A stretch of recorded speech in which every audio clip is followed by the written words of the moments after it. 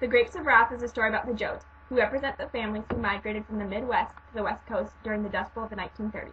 The bank is something more than men. I tell you, it's the monster. Men made it, but they can't control it.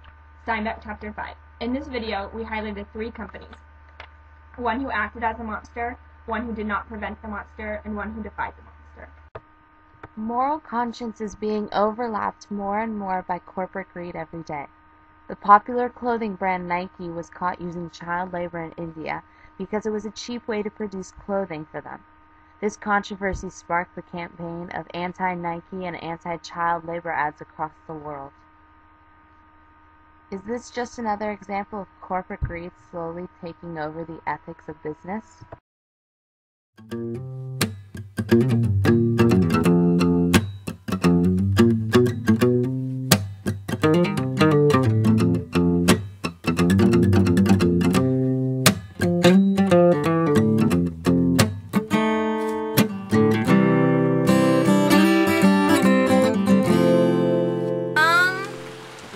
Man, that kind of sucks, but whatever you gotta do, I guess. I've heard about that.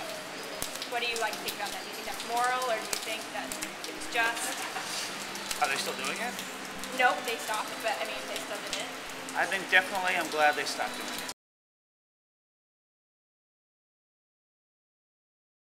And then, Right. yeah, and But there was a movie out, you know that movie, the Slumdog Millionaire? yeah. Yeah, I saw that one.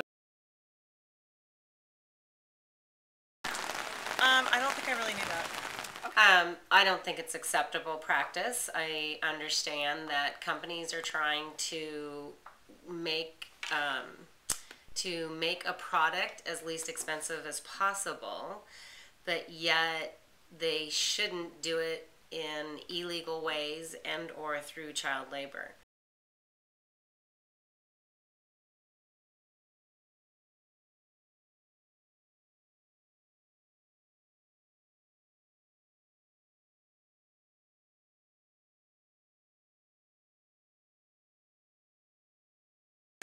Yeah. Okay. Yeah. I think morality is sacrifice for business every day. Probably not. No, I don't like I don't like child labor. Okay. In third world countries. Yeah. No, I don't think it should be ever. And I think one of the things that happens is these people hide behind large corporations and they are working, the top executives are working for a large company and they kind of use that to protect themselves or hide behind, this umbrella and not stand up for their own morals. I don't think if you ask them individually one by one what they felt was moral and correct, they wouldn't agree to the child labor. But when you look at it as a company overall and they're trying to make the most profit and do the bottom line, then all of a sudden it's okay.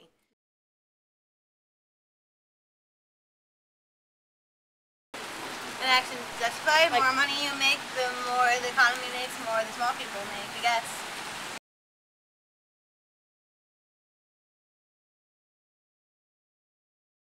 Yeah. So, I mean, you're always gonna sacrifice something to get something done. I mean, like, India's not a third country, but still like, getting up to where it's more people, more jobs. But you're gonna sacrifice actual, like, the younger you are, the more money you're gonna make, I guess you'd say. Possibly not. I think that if Nike wanted to build factories and apply adults, that would probably help too much. No, because we don't do that here, and I just don't think that's right. Especially having kids. Yeah. I don't agree. I mean, do you think No, it's I don't think it's good.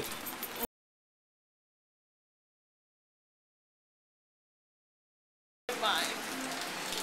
I think of companies like IBM or General Motors who overpay their executives by far too much. I think big business, in some regards, is probably good for the U.S. economy, so I'm for big business. Okay. Cool.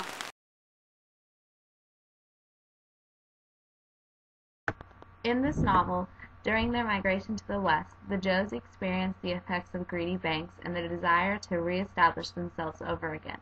The banks, like Nike, took advantage of the people around them in hopes of making more money for themselves. Some of the big companies today are also guilty of using their workers to quench their thirst for corporate greed.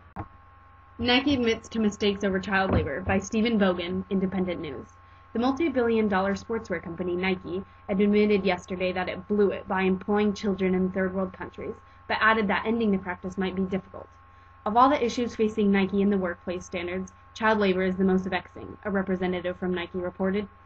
The company's critics remain concerned at the level of wages it pays. If Nike wants to be taken seriously as a company interested in corporate responsibility, then it needs to engage honestly with its critics in the human rights community. Unfortunately, the company's new corporate responsibility report failed to do this. Just as the families in the Dust Bowl were exploited for extreme labor yet paid insufficiently, larger companies like Nike today use their power to obtain cheap labor source, which emphasizes the cycle of greed ignoring morals to use power to manipulate the weak. They breathe profits.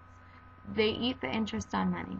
If they don't get it, they die the way you die without air. John Steinbeck, Chapter 6. The owners know that desperate times don't bring out the greatest character in people, especially in business. The migrants have reason to fear those with land and money because they are not only well off, but they will do just about anything to keep themselves in the position of power that they are in right now. Banks prepare for big bonuses and public wrath by Eric Dash of the New York Times. The bank bonus season begins in earnest this week.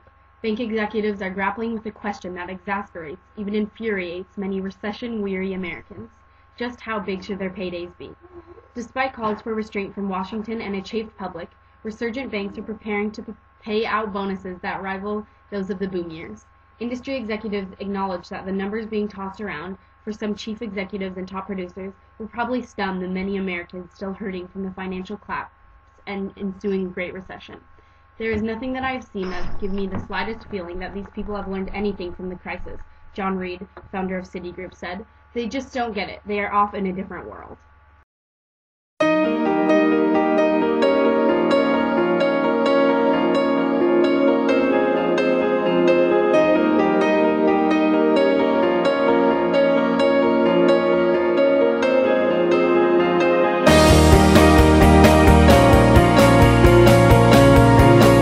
An article from Counterthink.com talks about how corporations control both the government and the people in America.